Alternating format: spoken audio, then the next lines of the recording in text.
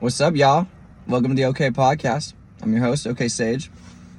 I got light eyes, so don't mind the sunglasses. I wanted to record this without sunglasses, but it's too bright, so we're doing it with sunglasses. I was gonna record this in studio. Do not mind the studio that we're in right now. All right. It's got 5 seats and a engine and a transmission. With that, it actually has decent audio quality in here and a pretty comfortable seat, so I decided it was not a bad spot to get this done with. I just wanted to say, this is the Coast to Coast podcast that I've been talking about for a month and a half. All this to say, guys, I went through some shit. All right. I drove from Los Angeles, California to Jacksonville, North Carolina, and I did it with one stop. And with that was everything I own, my studio, everything I own, all my clothes, everything, like my bed, like everything, my 2 cats, and we just ran it. So this is pretty much the story of how that went. So how that went is it all started. Let's just flash back to when I moved to California. I was in Arizona last year, pretty much all of last year, actually the entire portion of last year, and I moved to Los Angeles, California in January, February of this year. With that, when I moved to Los Angeles, California, it pretty much, I entered a chapter of my life, a phase of my life where it was building. It was creating a foundation of my brand, putting my head down and taking the time that it took to slow down and analyze my life, analyze what I built. And I think the light's a little better over here. Analyze what I've built and be able to see it with more clarity. And that kind of goes with my clear eyes saying. I needed to have clear eyes to be able to see what I wanted. And through that, I was able to see what I wanted for you guys and for the brand and for my music and for my everything, just for my merch, for my podcast even. So now that we're back last year doing that. That's where we're at in the story. Through that building of the foundation, I realized when I'm done with my spot in Los Angeles, I was getting put up with a buddy, and we were having a great time. It was awesome. We were creating together, still are. It's just I'm in a different location now. With that though, while I was there, we were creating together. It was super awesome. The duality of being able to have 2 creators and 2 music artists in the same environment pretty much made it so we could build our brands and our stuff faster, if not at a 3x 4x rate compared to an average person, due to the fact that we had an in-house team. Like we were in-house, and that changes everything. There's one thing to have a team, it's another thing to have an in-house team, and it's another thing to have a loyal in-house team. And to have all of those pieces, it changes everything. So through all of that foundation, the clarity, the building, I was able to figure out, I want a van, dude. I've always wanted to drive around the country, whether that's a van or just some sort of mobile living situation where I can have a studio in it, my cats can stay in it, it's fully remote, I can do whatever I want. I love camping. I just love traveling around. You guys have seen, I don't even know how many flights, how many cross country drives I've done in the last 2 years anymore. And that's just since I moved out of Washington. Pretty much the day I left Washington, I said it's done. Like my whole life, I'm going to be changing everything from now on. And you guys have seen that. If I say something, I do it. And that is a huge difference between me and most people. Not only if I say something, do I do it. If I said I did it, I did it. And that is also a big difference between me and most people. I've had a lot of people say, oh, you post a lot of stuff on your story, you don't actually live that life. The only thing I can tell them is, come hang out with me for a day. Because at the end of the day, they're going to realize that I'm just posting my shit. I'm not trying to flex. I'm not trying to rep something I'm not. My brand is influencing the ability to stay okay from nothing. I am that. I'm doing that. I'm not sitting here like I have $500,000 in my account, because I don't. But did I take a $1,500 van and turn it into a $25,000 cash asset in 2 months? Yes. Yes, I did. So let's flash back to where we were at. We're in last year, we're building a foundation. I figured out I wanted a van, okay? I spent the next 6 months, that was about March-ish, April-ish when I figured this out. I spent the next 6 months doing everything I could, hopping flights, making phone calls, running everything in my brand the entire time to set up to have enough money to buy a van and pay for the gas to get the fuck out of SoCal. Because I knew that close to fall, winter, that is when my expiration of that stay at that point was going to expire, and I needed to set up another situation. A U-Haul was $6,500 without the gas to rent. Okay. Anybody who knows me knows I've flipped 55 cars before this van. 55 cars, and that's not an exaggeration. Cars, trucks, motorcycles. That is factual. Like I said, if I say it, I have done it. That all set this up. I sat there and I watched the car market go from the highest point I have ever seen in my life. The highest point I've ever seen in my life. And I watched it hit, honestly, a decent low point. I've seen lower, but I saw it hit a decent low point, and I was able to find the van that you guys see and secure it for $1,500 in my name from a dealership. Okay. The flex there is not that I have an expensive ass, classic van with only 43,000 miles. The flex is the fact that I paid $1,500 for that. And I spent the last 2 months working on it, and it's now worth $25,000. I have a cash offer on it right now. 2, actually. That's not a flex. This is me trying to inspire you guys to see how I do this shit. Okay. I want to explain this. So, now that we've said that, you can see how we've linearly lined up to where the van is now. Okay. Got the van for $1,500. Dope. Sick. It runs and drives. I drive it 15 minutes from where I bought it back to the apartment where I was staying in Los Angeles, California. This is now 4 days before I leave. Okay. I bought the van 4 days before I left. And I drove it 15 minutes back home. Not in traffic. Just cruised home. No freeway. All back roads. I had never taken this van over 45 miles per hour. I had never put gas in this truck. Okay. I parked it. I unlocked all the doors. I went inside the apartment. And I packed every fucking thing I owned, and I took it in and I loaded it. There was a quarter-mile walk. Eighth of a mile walk, quarter-mile walk, whatever the fuck it was. Every turn that I needed to take a load to that truck.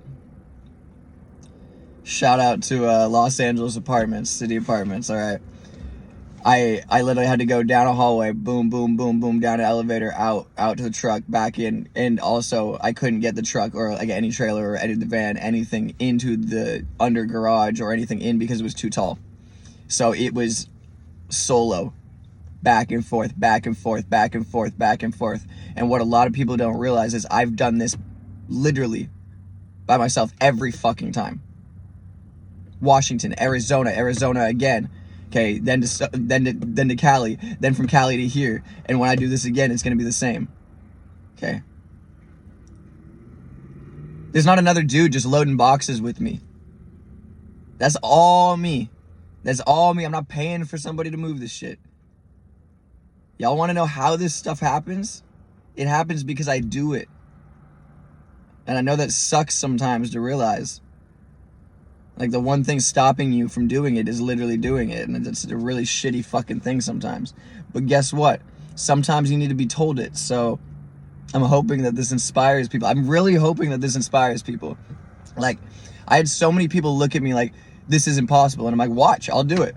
I'll do it. Not only because I want to, because I love showing people that the impossible is so much more possible than you could ever, ever, ever imagine. Let that blow your mind. Let that blow your socks off. Okay. All right. Now we got the van loaded up. I'm trying really hard to stay linear here for you guys. So we got the van loaded up now. I busted my ass for 3 days straight. Boom, boom, boom, boom, boom, boom. I loaded that thing up. And the last 2 days I did not sleep. I couldn't sleep. I was too excited. I was so excited for what was to come.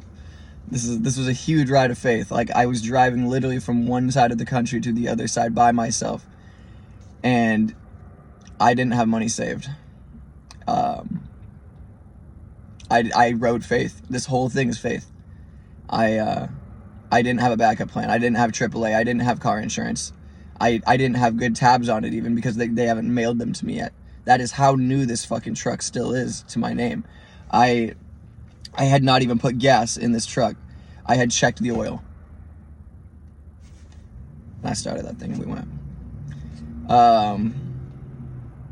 Do I advise anybody to not sleep before that? No. But I was ready. I was mentally ready. I needed to do it. And I've done a lot of drives like that similarly in the past. Nothing of that size, but I've done stuff like that in the past. So point is, I knew my limits, and you're about to hear how far we pushed them. One sec.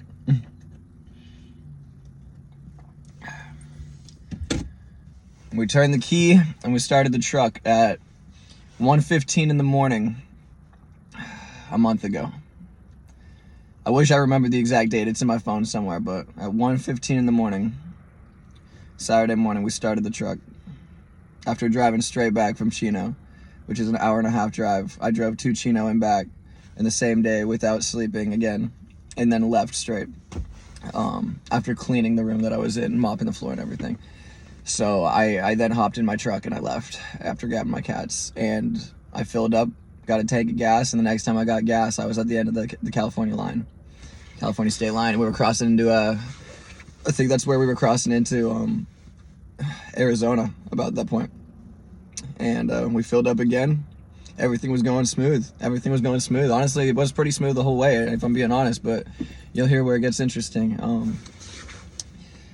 Yeah, we're cruising.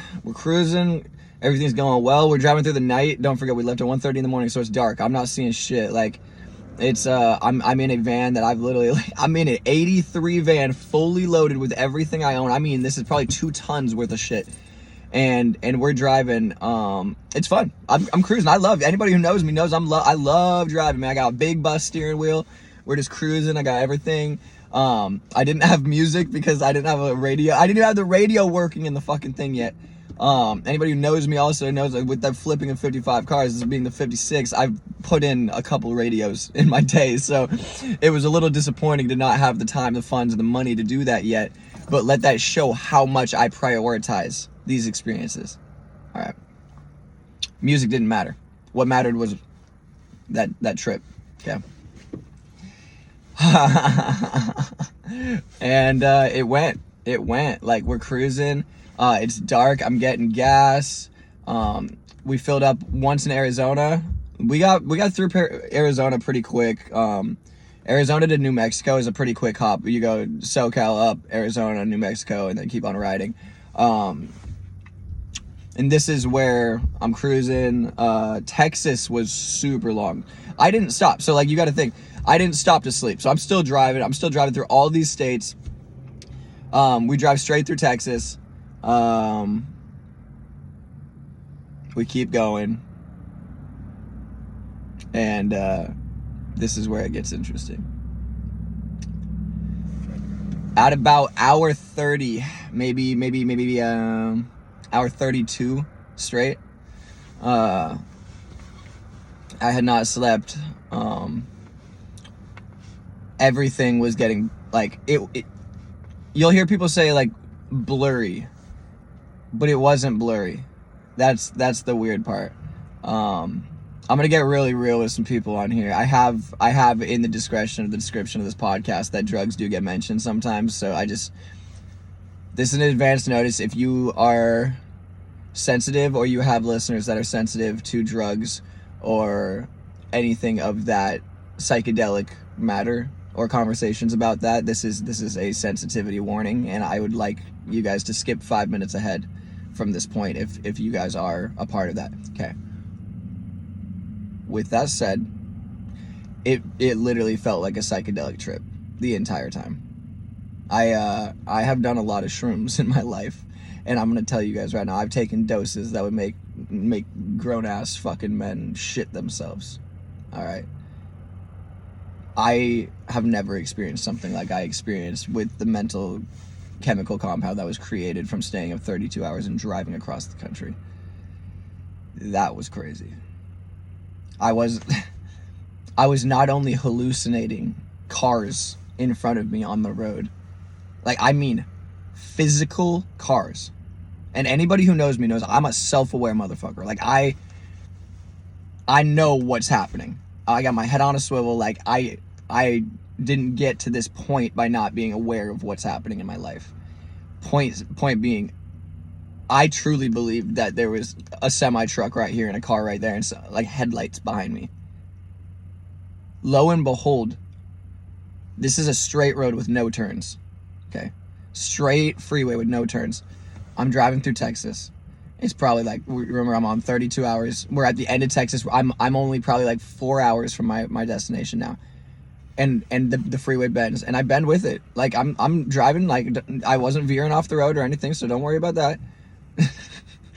Not like that's an issue right now. And I follow the bend, but the thing is, the craziest part is, someone texted me on my phone, because I'm now switching time zones. So even though it's dark, people know that I'm driving, so they're checking in on me. So someone checked in on me, and I looked at my phone. And when I looked at my phone, I looked up. After looking at it, I was like, oh, cool. I didn't respond because I knew my mental state. So I was like, let's just fucking respond when I get to my spot. I'm only 4 hours away. At this point where I'm at, I need to just get there. Okay. I took that bend, and when I looked up after looking at my phone, that semi-truck, that car in front of me, and the headlights behind me, gone. Gone. They weren't there. There was no semi-truck. There was no car.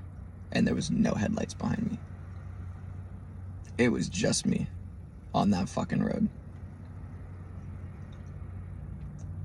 The craziest part that I haven't told you guys yet, and why I laughed when I said I wasn't veering off the road, is that car in front of me, I was following, and that had the lines. I was following directly behind that. And the only reason I knew to take that bend was because the semi-truck was acting as a wall, as the line on the right. That car was acting as a speed limit in front of me and as a follow car. And the car behind me, in my head, was lighting up the fucking road. Okay.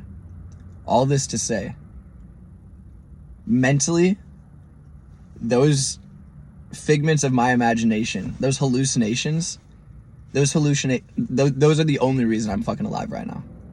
One of on this drive. Okay. I was not following the lines. I was following the cars. There was no fucking cars. I'm just gonna make that clear right now. I was not looking at the lines. I was looking at this car and this semi-truck. Following them. So I thought. Okay. Very interesting. Very interesting. Looked up from my phone. Poof. And it was at that second. I realized just how serious shit got. I was not able to stop where I was. I was 4 hours from my destination in the boot of Louisiana. And from where I was to that destination was some of the highest crime rates in the entire country. And I mean, when I say some of, I mean you have Chicago and you have where I was. That's it. Los Angeles doesn't touch the crime rates of where I was at. Okay.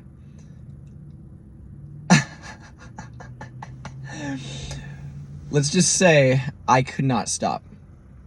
Anybody who knows me knows I'm a small dude. There's a reason I have security. Okay. They were not with me. that is an issue. I'm not going to sit here and tell you guys what weapons I had on me because that's not for anybody to fucking know besides me. But I will tell you guys how dangerous this situation was. So now we're driving. We got 4 hours left, and that's the mental spot we're in. Okay. We have now made this realization. We are now aware to that. Obviously, I knew I was tired, but I didn't know how fucked the brain was at that point. And I was like, holy shit. So also, when I say 32 hours of driving, I am now over 50 hours, 60 hours of no sleeping. I'd like to state that. A quick Google search will tell you hallucinations start pretty close after like 24 to 30 hours. I have doubled that.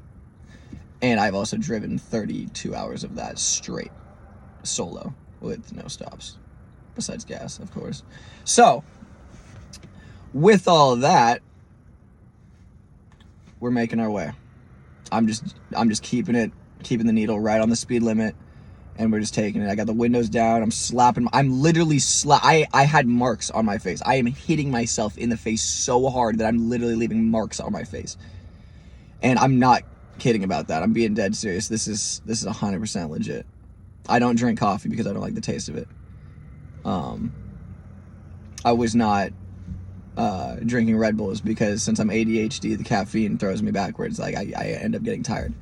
I was also so mentally not in a good spot that I didn't want to chemically imbalance myself or have a sugar drop by getting a soda or something. So I literally was just running this, drinking water.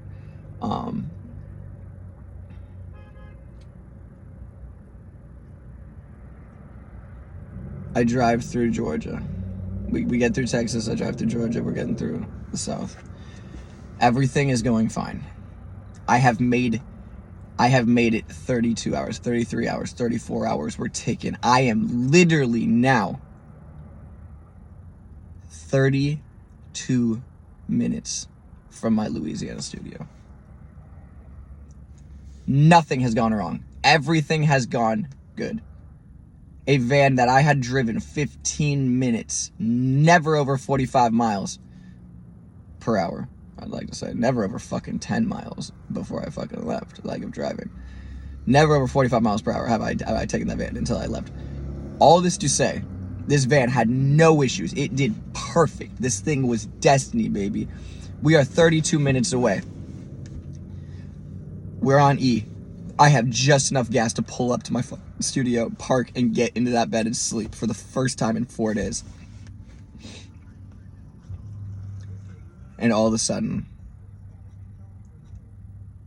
I'm like, it's fucking, I just start shaking my head.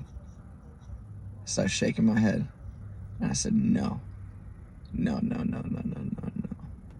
And 3 seconds after that initial sound, bah!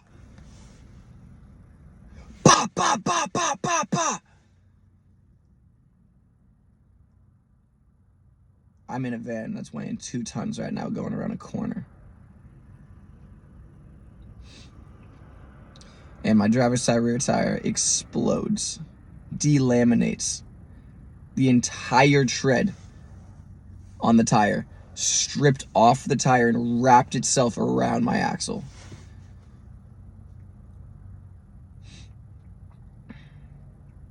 I am on my rim with 2 tons of weight in this van.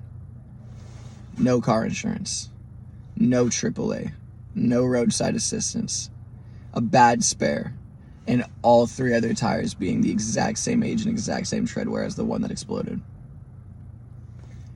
I am 32 minutes away after a 34-hour drive straight from my studio. 32 minutes. I'm not kidding about that. 32 fucking minutes. Okay. It's midnight in the boot of Louisiana. I'd like to note that the place that this happened, it doesn't get more remote. It does not get more remote. It does not get more dangerous. Okay.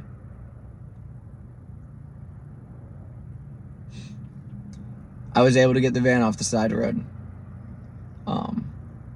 Barely. The ass end was still halfway into a fucking lane.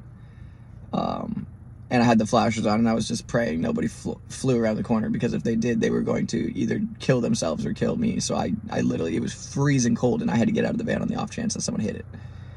And I was 100 yards away from that van. I want you guys to know, I will tell everybody as an ex-firefighter, you stay in your vehicle if something happens, okay? Do not take that as you're supposed to get out. I only got out because I knew how to handle the situation. Stay in your vehicle if you get in an accident, okay?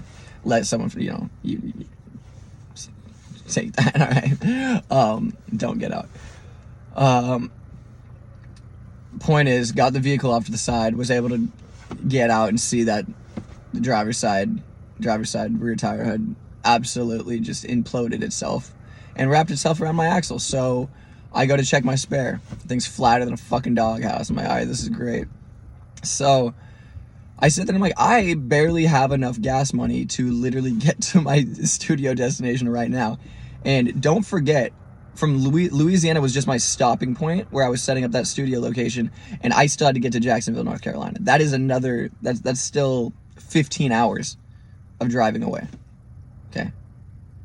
Like we're talking like not a little bit of driving, like 1,200 miles, 1,400 miles of driving. And this is after the 32 minutes. So yes, I have 32 minutes to my stop where I have a, residence, and I can set up a studio there, which is great. But the problem is, all of the money in my pocket is for the gas to get from Louisiana to North Carolina.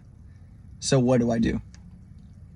I have no option but to call every tow company I can find. I'm in the boot of Louisiana, dude. In some butt fuck of a town, man. I have no idea where I'm at. I'm just gonna be honest with you. No freaking clue. So I hop on maps and I'm like, all right, what can I find? Thankfully I have service. My phone is literally on 4%. My USB charger doesn't work in the truck, so I'm like, okay, this is gonna be fucking crazy. If this phone dies, I'm fucked, by the way, guys. Like, if this phone dies, that's it. Like, I don't even, like, I probably wouldn't have made it out of there. Like, I'm being dead serious, with everything that happened. I called every tow company. I spent 45 minutes calling every tow company. I probably talked to each company twice, if not 3 times. I would call them back and be like, are you guys sure you can't fucking do it? Like, every time I called them, it was either no answer, or they were like, sorry, we can't do it. Sorry, we're closed. Yeah, sorry, it's gonna be $600. Yeah, sorry, it's gonna be 4 hours. And what you guys are forgetting right now is I have not slept in literally 3 days, and I have driven 34 hours up until this point. It is dark. I am literally passing. I'm blacking out. I'm passing out as I am literally doing this. And I call my mom, because no tow company is able. I'm out of fucking options. I am out of options. So I call my mom and I say, I literally, I don't even know what time it was for her, but it was late and my mom was not awake. Point is, I called her and I said, I need to talk to you right now. That is all I said. Of course, as my mom, she's asking what's going on. I explained a little bit more. I sent her, just to show how serious this was. Anybody who knows me knows I've been through some shit. So if I am saying it like this, you guys need to understand the weight that was with this. I sent my mom my coordinates, my latitude and longitude. Because of where I was at, I couldn't even send her an address.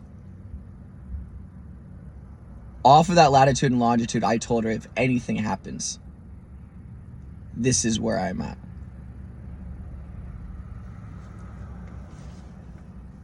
I have never been this scared in my entire life. Okay. I'm being serious. I took the sunglasses off just to show you guys. I have never been that scared in my entire life.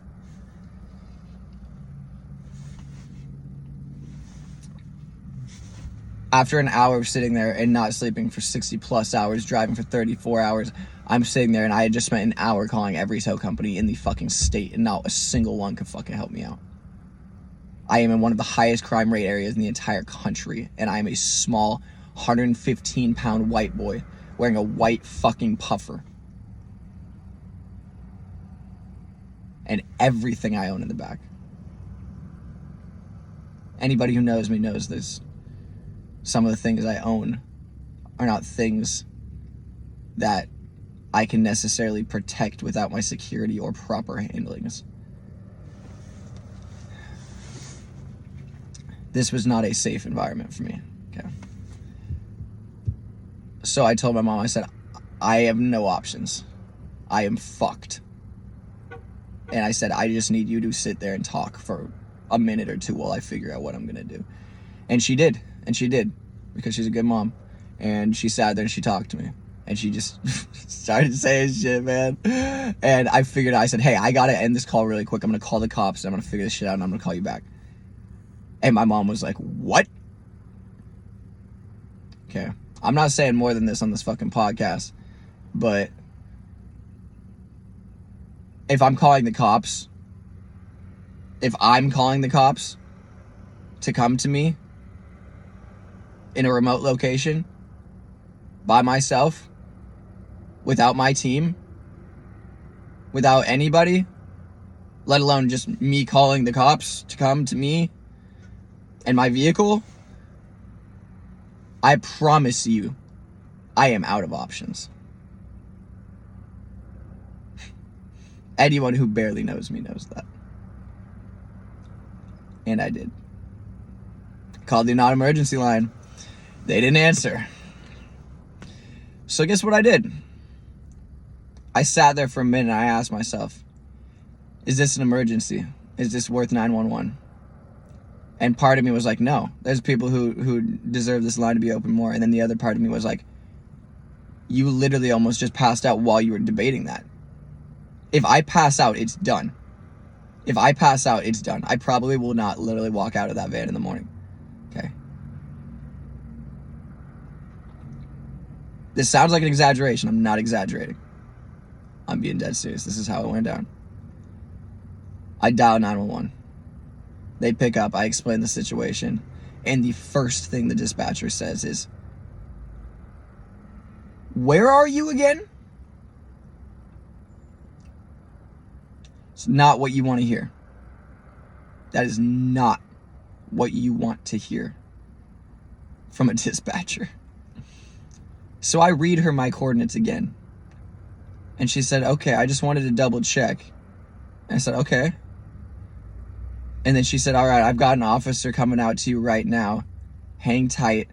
Turn your lights off.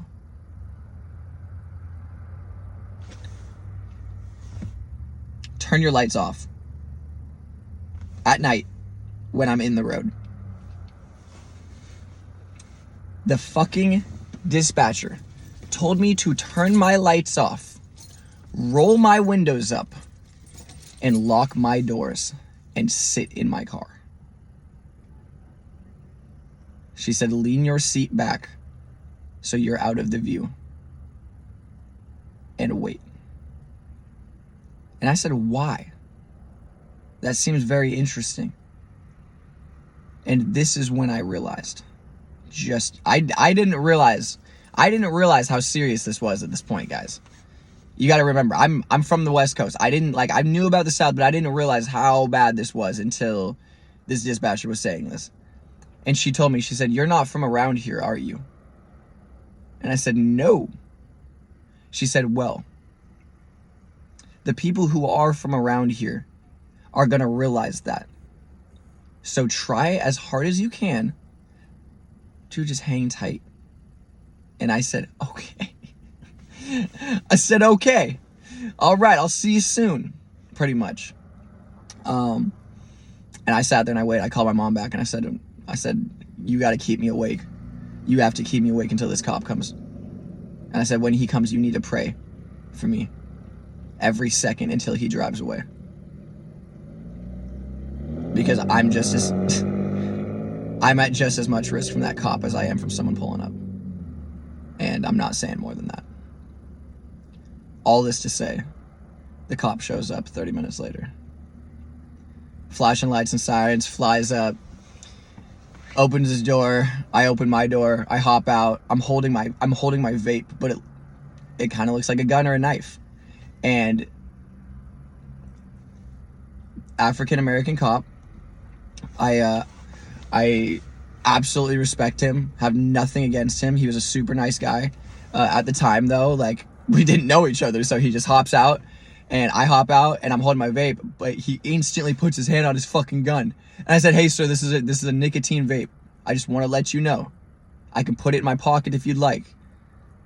And he instantly, the second I said that, said, "Just nicotine?" And I said, "Yes, sir." And he said, "No, it's cool, bro. You can keep it." I said, "Thank you." And he took his hand off his gun. I swear to fucking God. I swear to fucking God. I had a hand on a fucking gun with a finger wavering on a trigger. Like, bro.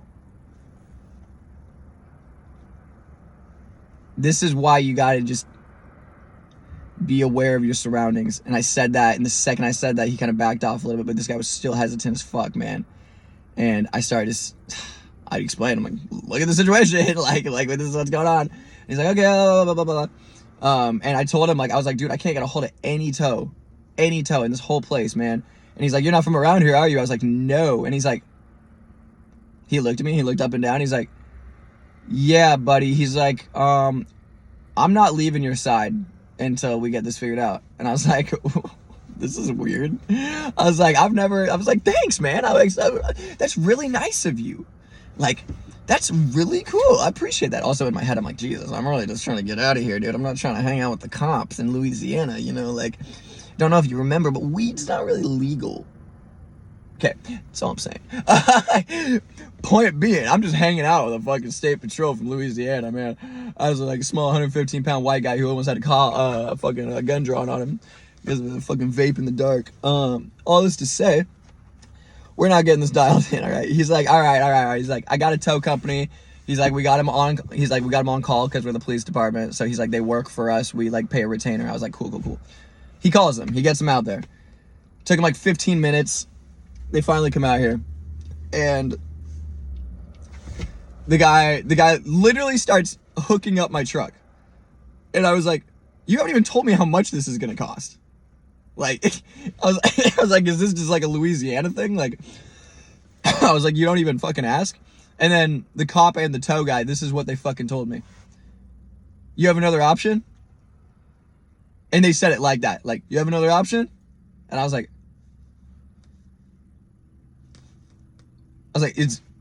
is this seriously happening right now?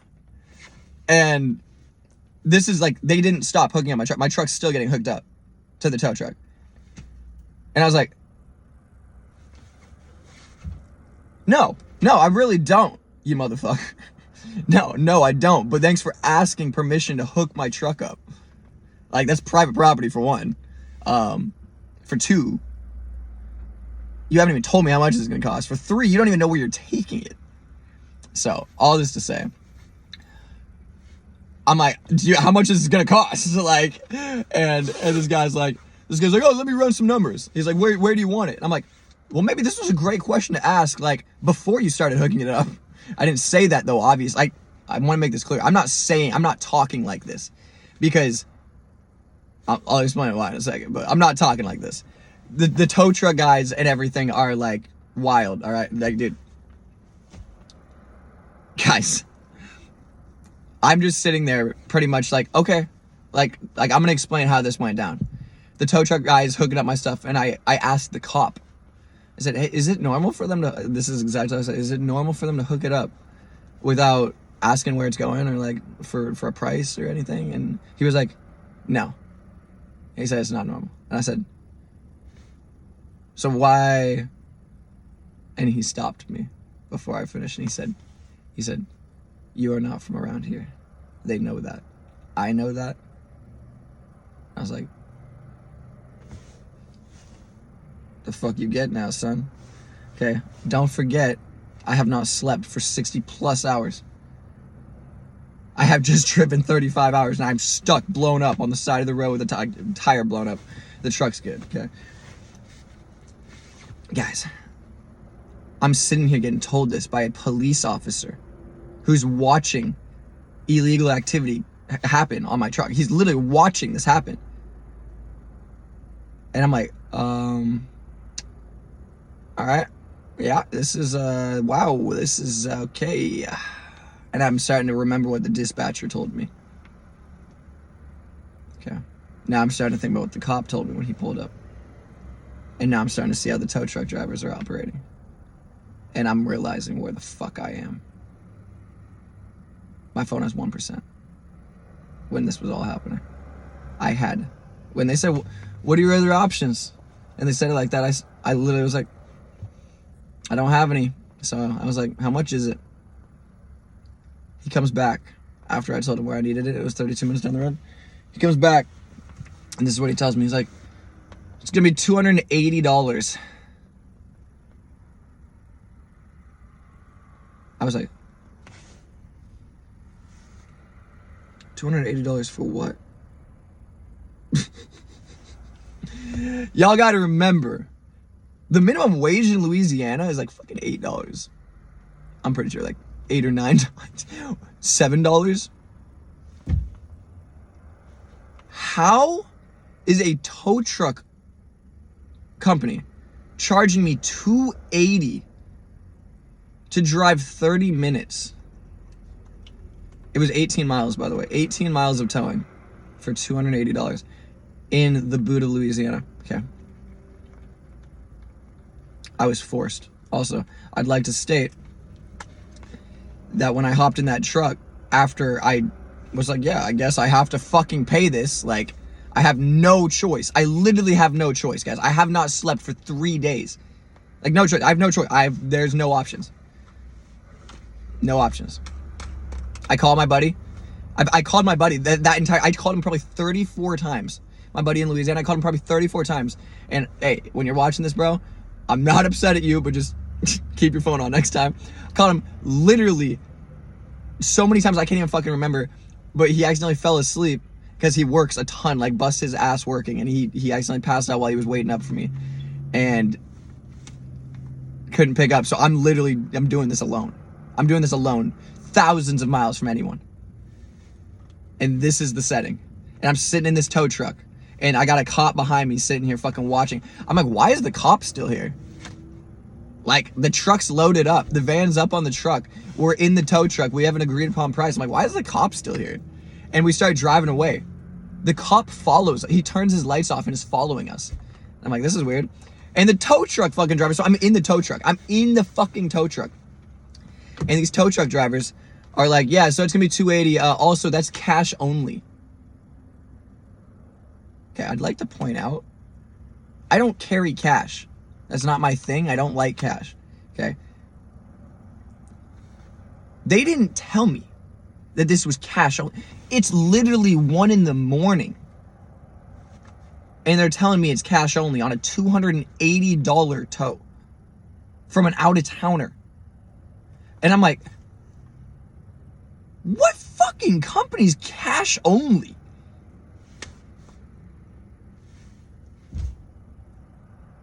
So I told him, I said, so what are we going to do about this situation? I was like, I only have card and my truck's on the back of your fucking truck, dude. Like, and these guys start getting kind of irritated with me. And I'm like, oh my fucking God, I'm going to die. Is literally what I start, like, it's literally like getting scary, bro. Like, these guys are father and son. And I saw a guy fucking like put his hand on the center console. I'm like, dude, this is not going good. And I literally told him, I said, is there an ATM fucking in town? I was like, is there any ATM you can pull me over at and I will pull it in cash? I was like, I have it on my fucking card. Just like, I just need to get an ATM. And he said, sure. I know of one. And I was like, oh, cool, buddy. You want to take me to it? And he's like, yeah, it's gonna be an extra $20. I was like, how the fuck? At this point, guys, I just need to get out of this fucking truck. I need to get my truck off this fucking truck, and I need to get to my buddy's place.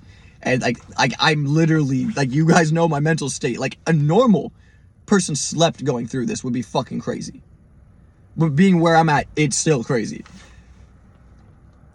We stop at a casino gas station thing. I get out. He tells me, hey, I have another call. Can I unload your van right here in the parking lot of this casino in the boot of Louisiana, where you've never been, where everybody told you you're fucked, bro? Can I unload it right here? Leave you alone at 1 a.m. in this parking lot, in the cold, by yourself, with nothing.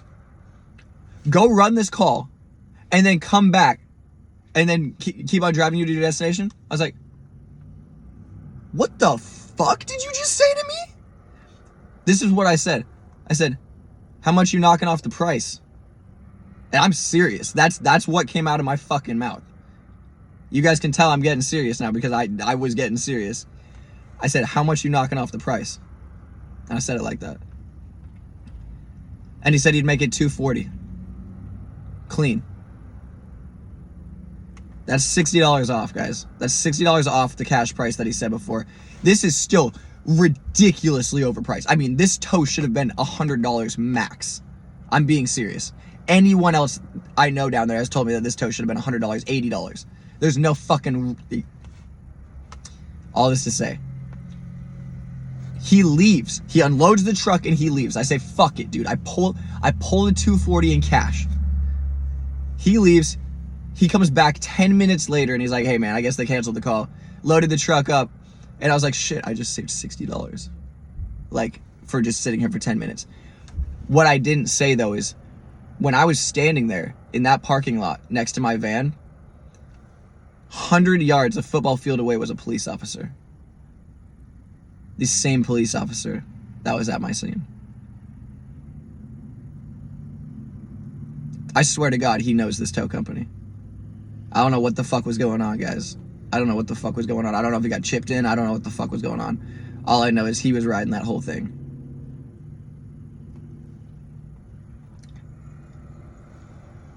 Tow guy comes back. Cop is still watching from the corner of the lot. Tow guy loads up my van again. We have 10 minutes to go to my buddy's place. We pull out of the parking lot. We keep on going. Lo and behold, 15 seconds after we pull out of the parking lot in the tow truck, cop pulls out. Starts following us. I'm like, damn, this is fucking weird, dude. This is fucking weird. And I'm getting these guys in the tow truck are like baiting me. They're like, you smoke? You know about weed? You sell? And I'm like, I was like, yeah, no. I was like, I'm sober, boys. Sorry. And they were like, bullshit. And I said, nope. They're like, you're gonna have to be careful around here. And I was like, what do you mean by that? They're like, oh, I don't know, just saying. And I was like, it's not in my head.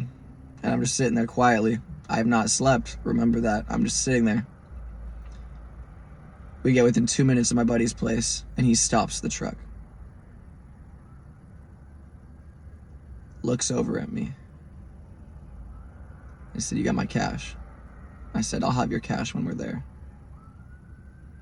And he said, you have my cash now. And I said, I'll give you half your cash. This is what I told him. I said, I'll meet you in the middle. I'll give you half the cash right now, and I will give you the other half when this truck is on the ground. And he said, deal. So I opened my wallet. We are literally in the middle of a fucking street right now. Stopped. Fully stopped. Middle of the street. Open my wallet. Boom, boom, boom, boom, boom, boom, boom. Here you go, bitch. Puts in the drive and keeps on going. We pull into the apartment complex. My buddy's standing there waiting. He woke up. He was ready, waiting. When we get it unloaded. I give the guy the other cash. I literally fucking fist bump him. He nods at me. His dad nods at me. They get in the truck and they drive away, and we never fucking saw each other again.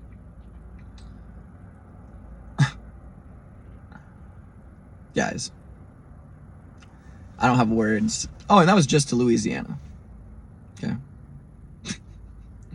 That was just from California to Louisiana. All this to say, that was the craziest night of my life. One of, but that was probably one of, that's one of the closest. I don't even want to know what went down that night. But what I can say is I was able to go from my Louisiana. I got new tires in Louisiana on all the tires, including the spare tire, and I was able to go from Louisiana up to North Carolina, where I'm at right now recording this podcast, and everything worked, guys. We made it happen, and the trip happened. I'm safe. The cats are safe. Everything's safe. The van's good. We got new tires, and I have learned some lessons about being alone in the South. So just, you live and you learn, and let that show. Sometimes you got to be a little bit more prepared. So, I just wanted to say thank you to everybody that gathered around me for that time, that couple days, that week that I was like pulling funds to get those tires on that truck and to get the gas to make up for all that money that was lost. That was a lot. That was about over $2,000 worth of loss between the tow and the tires. So it isn't without you guys and the teamwork that this is able to happen. So I just wanted to say I love you guys, and to be able to like be a week or two away from driving around the entire country in this van and to go and shake hands and meet people and give hugs and hang out and go to the beach and have campfires with all you guys. That's everything I want. I'm sorry that this podcast was not recorded in my studio on a mic, but had to be recorded on my iPhone. At least you got visuals this time, so I mean that's kind of the little trade-off, audio quality for some visual quality. So much love, guys. I hope this is I hope this is what you guys are looking for. I tried to tell the story in a way that was as linearly accurate as physically possible, but using my phone to film, I couldn't have notes. So it was really, really, really hard to do this, but I hope I did it right for you guys. If anybody has questions, feel more than welcome. Sorry, I got hiccups. If anybody has questions, feel more than welcome to hit me up. Ask me anything. That shit was wild, and I will never forget it. I can promise you that. But we're just gonna keep on experiencing. We're gonna keep on living life, and this only helps me advocate for people even more. These experiences help me be able to relate to you guys and things that you guys have gone through, and be able to be like, hey, well, I may not have been there, but I've been there, and I can like kind of understand why you'd be thinking this way. That helps me help you, and that helps you help me, and that it just helps us help us, guys. It's all a mission to stay okay and bring as many people to stay okay as physically possible. To say I am okay and actually mean it when asked. That's it, guys. Much love. Love you guys.